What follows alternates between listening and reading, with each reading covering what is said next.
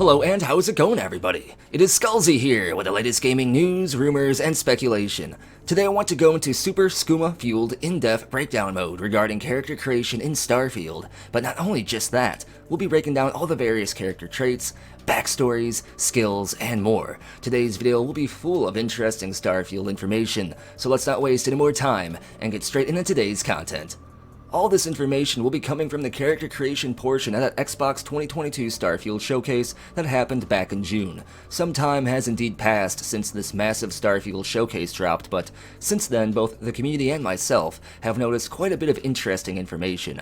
I did break down the entire gameplay portion of that June showcase in a previous video though. If you haven't seen that yet, I highly suggest you watch it. It's not only packed full of Starfield content, but it's also an hour long, so that's plenty of Starfield information, and this video continues right where that previous video left off, so all of this just works. But back to today's breakdown. Todd manifests on stage using his various Todd powers. As Todd navigates us from the gameplay showcase to character creation with the skill of a veteran starship pilot, he explains how Starfield isn't just about the main story. It's about your story, the story the player creates themselves as they make their own choices and journeys within Starfield. The gameplay and story experience can vary greatly, it seems, as Starfield can potentially offer more unique choices and quest chains than any previous Bethesda RPG.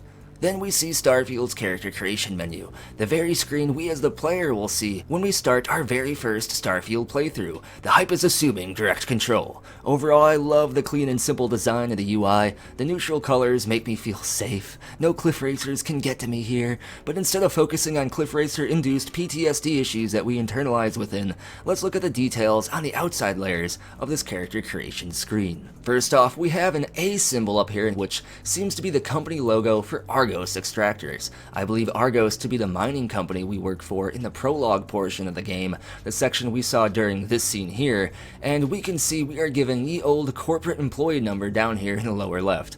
And in the lower right, we can see our inputs for changing attributes, rotating our character, and finishing the process altogether. Nothing groundbreaking here, but the simplicity vibes well with the clean aesthetic of this character creation screen. We can see the different tab options up at the top, and the currently selected tab is Biometric ID, which is the currently displayed option. This tab seems to be where we can select one of the many various presets available to us. Overall, the characters in Starfield look much more detailed than previous Bethesda RPGs, which is definitely a good sign that Bethesda is heading in the right direction in terms of improving overall graphical fidelity at least. Once again, like recent Bethesda RPGs, we can customize our character in great detail, down to body shape and muscle tone, only Starfield takes this process even deeper, as we can see here on the next tab, the body tab. We can see the body customization wheel we've seen in previous games, allowing us to fine-tune our character's body to our liking, which I am sure will come in handy when modders create those forbidden mods we all know will definitely pop up at some point. Below this, we can see we also have various body shape presets we can choose from, as well as getting to choose our character's walking style, which indicates further attention has been paid to the third-person player perspective. While Todd has previously stated that they'll always focus on first-person, it's good to see Bethesda upgrading their third-person options as well, showing Bethesda is paying attention to Starfield quality as a whole, and not just specific individual mechanics with a high focus. Next, we move on to the Face tab, where we can fine-tune our character's appearance even further. This is something anyone who has played a game with a character creation screen should most likely be familiar with. We have common options like hair, hair color, head shape, and likely much more that isn't shown during the showcase. Todd doesn't spend much time on the screen though, and he decides to move on to the much more exciting stuff, our character backstories and traits. Because finally, for the first time in what feels like forever, Bethesda is allowing us to fine-tune our player character backstories further than ever before, adding to that ever-growing immersion factor. Which brings us to our next tab, Backstories. It just works. It always just works. Todd tells us that when we create our character, we get to choose one background that gives us access to 3 starting skills. Skills that actually carry weight within the game world, more so than ever before. NPCs will actually react to our character's traits and backstories, vastly changing quests and dialogue options, as well as general NPC responses. Starfield's replayability factor is larger than my skooma addiction at this point, and we can also see a huge list of backstories backstories here, and as Todd said, each backstory has a set of 3 skills. It doesn't seem like we can alter these skills, but we can choose traits, which we will get to here in a moment. We can see the various backstories listed on the right, with more options being available that aren't listed here as Todd doesn't scroll down through this entire list. The first one we can see though is a beast hunter, likely a class specializing in hunting the various alien wildlife, probably with a bonus damage to creatures.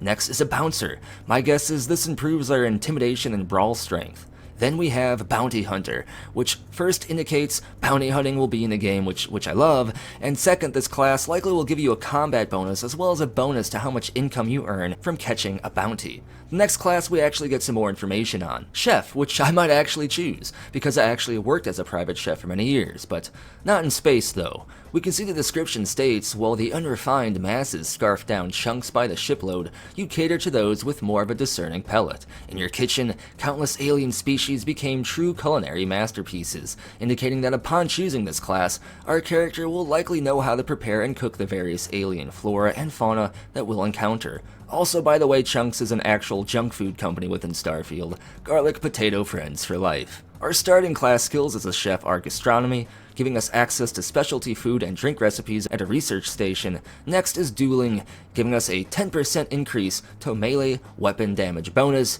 And finally wellness, giving us a base health bonus of 30 health points. So basically a healthy, talented chef that knows how to gut you, but in space. Next is Combat Medic. Leave it to human beings to fight over something as infinite as outer space. That's where you come in. You've never been afraid to take on the enemy, but you'd much rather take care of your friends. A Combat Medic should be pretty self-explanatory, somebody who's skilled in providing medical attention within combat situations, and because of this, the Combat Medic gets a 10% increase to pistol damage, also a 10% increase to medpack healing capabilities, and an increase to our carrying capacity by 10 kilograms, as our character would have no doubt grown used to carrying wounded soldiers off the battlefield. Next up, we got some cyberpunk vibes with Cyber Runner. It reads, from Neon to New Atlantis, the megacorps stand as monuments to power, prestige, and profit. You've worked for and against them, on the inside and the out, often sacrificing conscience for credits. Clearly this seems like Starfield's version of a Netrunner from Cyberpunk, but just how similar these two things are is yet to be determined. Do we jack ourselves into cyberspace like 2077, or does it work in a different way? Well, I can't answer that question for you, I can actually read. So I'll go ahead and I'll just read what this states. First, combat seems to not be the main focus of the Cyber Runner, as they get a 10% bonus to pistol damage, and any class with a focus on a sidearm tends to mean its overall main purpose is more supportive or technical. This seems to be the case for the Cyber Runner. Next up, security, which gives a bonus to lockpicking, allowing you to hack advanced locks right out of character creation, and getting 2 free auto lockpick attempts per lock, so it seems. And finally, one of the skills I tend to focus on in most RPGs, persuasion, increasing your chance at passing speech checks. Clearly the Cyber Runner is not only a skilled hacker, but they're able to social engineer their way into accessing new information as well. Pretty interesting class, and I can't wait to see what cyber running is all about. And while we're riding the cyberpunk vibes, next up is Cyberneticist. It states, robots, mere toys, neuroamps, good for parlor tricks. The colony war may have made implants and upgrades available to veterans, but you once saw a greater future, humans and machines as one. This description basically confirms that, to a certain degree, there will be cyberware upgrades and modifications similar to the Ripper Docks of Night City, and we barely know anything about that, which indicates just how much more there is to Starfield that Bethesda hasn't really talked about yet.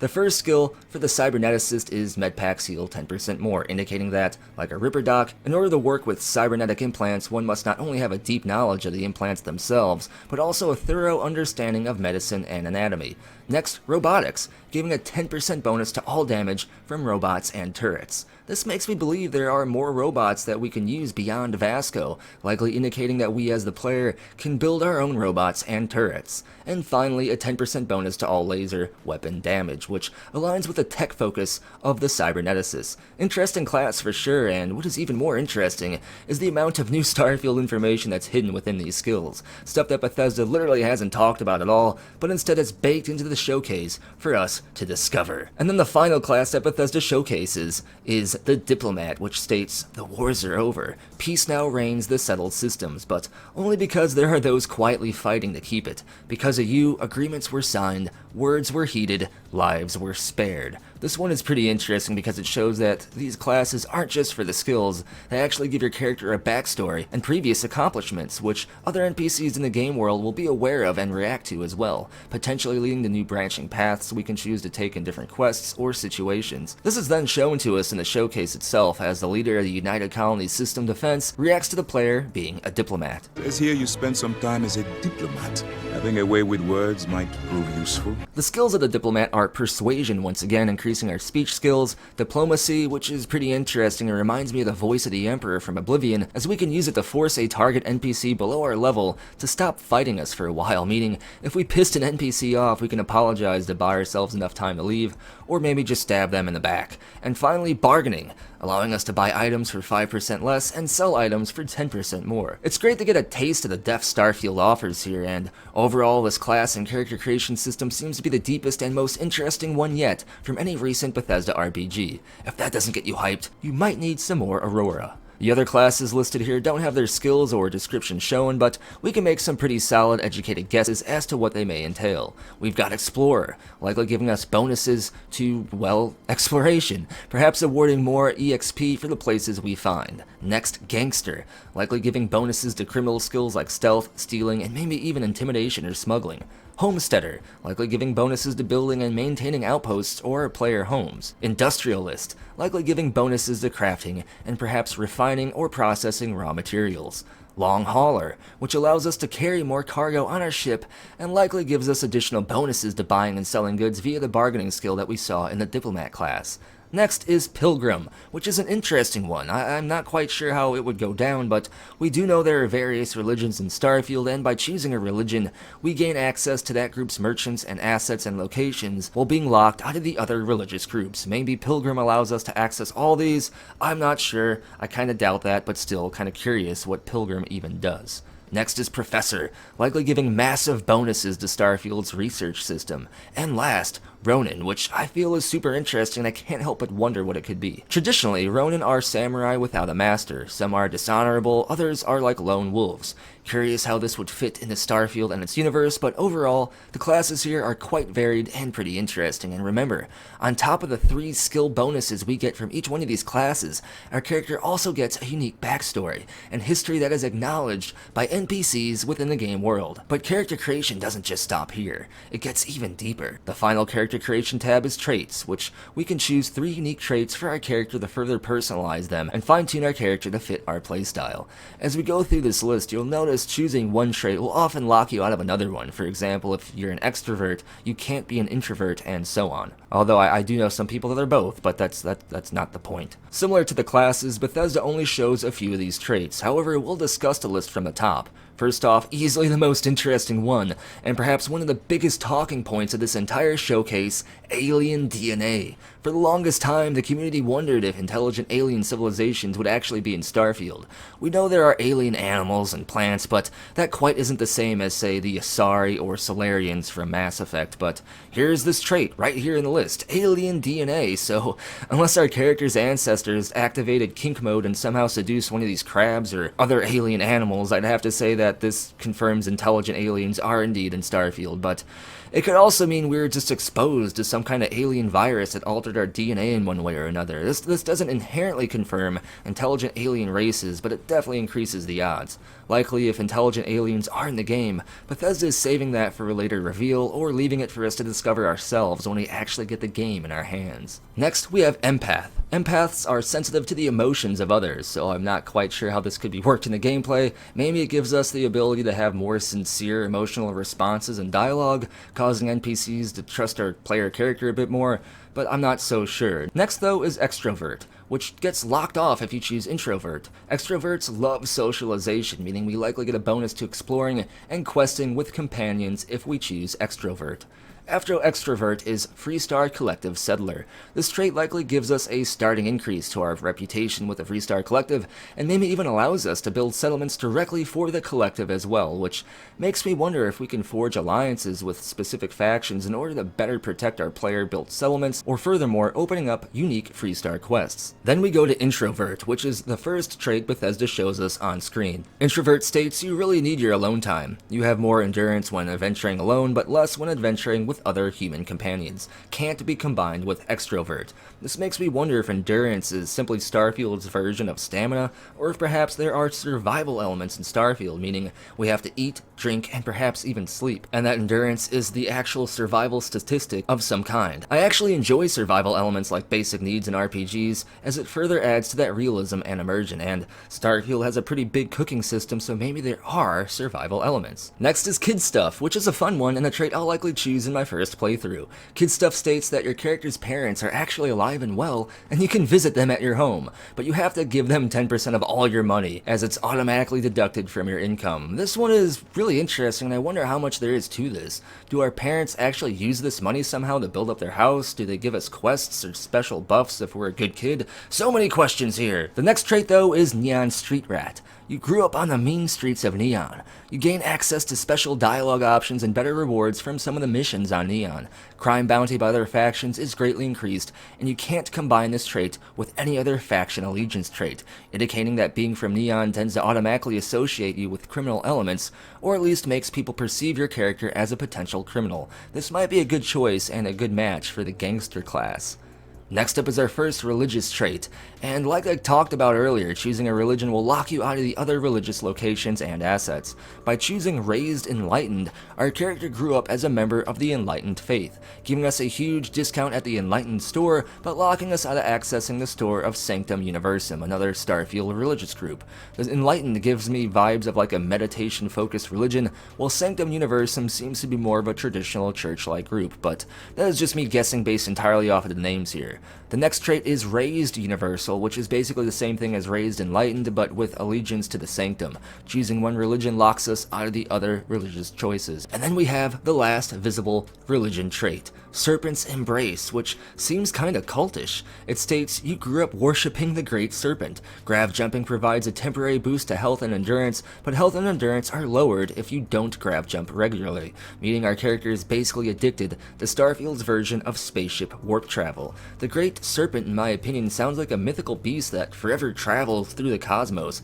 Maybe it is indeed out there somewhere, acting as a super rare Easter egg or a random encounter for us to discover. Imagine flying somewhere in space within Starfield, only to see a gigantic cosmic flying snake out in the distance. That would be pretty interesting and maybe scary, I guess. But leaving religion behind, the next trait is Spaced. Your body has become acclimated to space. Health and endurance are increased when in space, but decreased when on a planet's surface. Cannot be combined with terra firma. Well, interesting, I can't help but wonder just how useful this would be, because I don't know how much content would actually be in space when compared to content on a planet's surface. It seems like terra firma may get you more bang for your buck here, but that is just my guess. And does this bonus only apply to spacewalks when we're floating out in space in our spacesuit, or does it also apply when we're flying our ship or walking around on our ship or a space station? So many questions. The next one is Starter Home, which is another trait I'll likely choose for my first playthrough. We get to own a small house located on a peaceful little moon right at the start of the game, but we also owe a 50,000 credit mortgage to the bank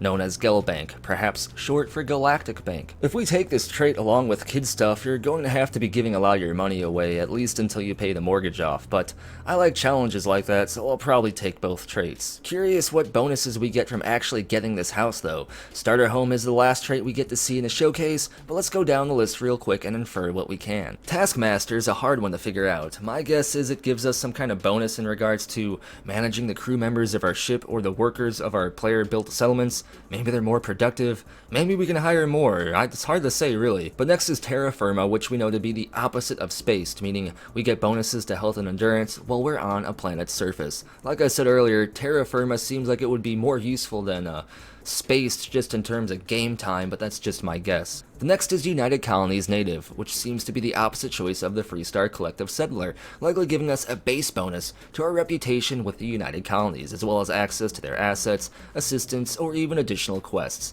And finally, Unwanted Hero. No idea what this could mean, but I'm picking up on some anti-hero or chaotic good vibes here. Then we get to see a quick compilation of player-created characters all wearing unique clothing and armor, giving us a sneak peek at the very various outfits or armor pieces that will be in this game. Here we see everything from frontier armor to high-class civilian clothing to UC sysdef gear. Love the design of the clothing and armor overall though, and I might be wrong about this, but it looks like the outfits, armor, and so on are locked into one specific outfit, meaning no mix and matching of gloves, boots, legs, etc. I hope I'm wrong about this, and I probably am. The real answer here is Bethesda probably just didn't want to show repetitive clothing here and wanted to show unique stuff in each option, so that's what I'm probably going to go with. And finally, the skill system, which looks super awesome in my opinion, and I love the way Starfield does skills, as by using a particular skill or ability, we actually level it up, meaning if we use assault weapons, our prowess in assault weapons will improve, and we can also upgrade our perks by completing challenges, which I also love.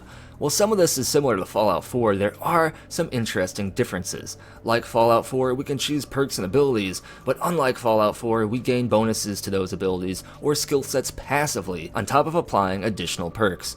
Fallout 4, we'd only unlock further abilities or improve those abilities by spending perks or upgrading those perks, but it seems like Starfield is going to be the best of both worlds here, a combination of how skills worked in older Bethesda games like Oblivion and Fallout 3, mixed with how perks and skills work in Fallout 4 and Skyrim. We can see the different skill categories are as follows: physical, likely strength focused, which I envision improving carry weight, melee combat, and intimidation, and then there is social, which is pretty self-explanatory, focusing on conversation and making friends and alliances. We'll skip combat for now, but we'll get back to it in a lot more detail here in a moment. After combat, there is science, likely related to both research and crafting, and then tech, which too is likely related to crafting, but I imagine also cybernetics, robots, and maybe even shipbuilding as well. Bethesda only gives us a taste of the combat tab during the showcase though, so let's go ahead and take a closer look. As the screen scrolls to the right, we can catch some combat perk names real quick. We'll also get some additional information about these perks as well here in a moment, but starting from the left as our cursor moves to the right,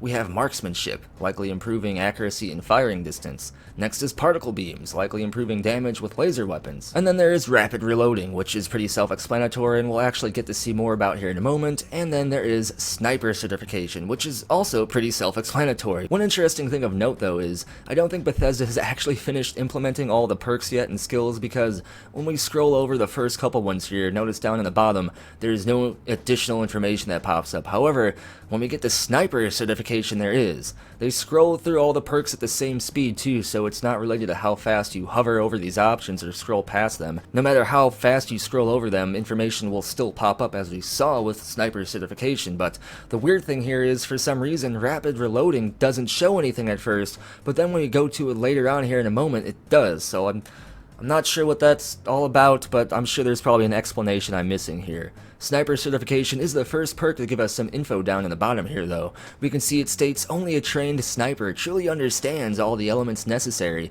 to patiently and effectively neutralize a target at excessive range. We can see the player currently has 0 ranking in this perk, but the perk itself improves the stability and sway of scoped weapons. Sniper certification does not have any current ranked challenges shown though, but that might just be because the player hasn't put any rank points into it yet. But the next perk is targeting, and targeting does have an active challenge. We can see the player is currently rank 2 in targeting, and targeting greatly increases accuracy and range while shooting without aiming, meaning likely firing from the hip. We can also see that in order to level our targeting rank, we need to complete a challenge consisting of defeating 125 enemies without aiming. Next, rapid reloading suddenly gets context, even though it didn't a few moments ago. Our challenge for rapid reloading is simple: reload 150 magazines to increase our rank, and by increasing our rank, we gain a chance at reloading our weapon twice as fast as normal, which sounds super interesting and useful indeed. Then we move over to heavy weapon certification. Our challenge: kill 250 enemies with a heavy weapon. Note this is rank 3 of the challenge, indicating that, obviously, the challenges become more difficult or involve a larger tally count than the lower ranked challenges, which should be pretty clear and doesn't need much explanation, but by increasing our heavy weapons rank, we actually gain 30 damage resistance while aiming down the sights of a heavy weapon, which is pretty interesting. And then, demolitions. By defeating 125 enemies with explosives, we can increase our explosive damage by 30% and increase the explosion radius by 30% as well. And then the last perk of the demo, ballistics. our character actually completed the rank 3 challenge of this perk, which gained them a skill point, and that was defeating 250 enemies with a ballistic weapon. By completing this challenge, we increased the range of all ballistic weapons, but Bethesda shows us just how you rank up this perk by using the skill point. As we rank up this particular skill, we see each tiered challenge. We see we started the base 10% increase to damage, with a cumulative increase of 10% per additional completed rank, capping out at 30. However, by spending the final skill point and maxing out this perk, we gain a 30% increase to ballistic weapon range, which is a pretty useful boost, and also the perk's picture changes as we level it up, which is a nice touch. But that, my friends, is where today's video ends. I wanted the focus of today's video to be on character creation and skills. My next Starfield deep dive will break down everything we know about crafting, outpost building, spaceship gameplay, and more. But as always, what I want to know is, what do you think about all of this? How do you feel about Starfield's character creation and skill system? Let me know down in the comments below, and be sure to like the video as that helps the algorithm push the content to new people. I'd greatly appreciate it. Also, be sure to subscribe and give the notification bell some skooma so you can stay in the know when it comes to latest news. And finally, if you want a permanent future video shout out at the end of every single one of my videos from this point forward, consider supporting the channel over on Ko-fi, Patreon, or here on YouTube as an exclusive channel member. Links for all this and more are down in the description below, and as always, thank you for watching. Be sure to tune in next time when our breakdown takes us into the Starfield above. I got those puns.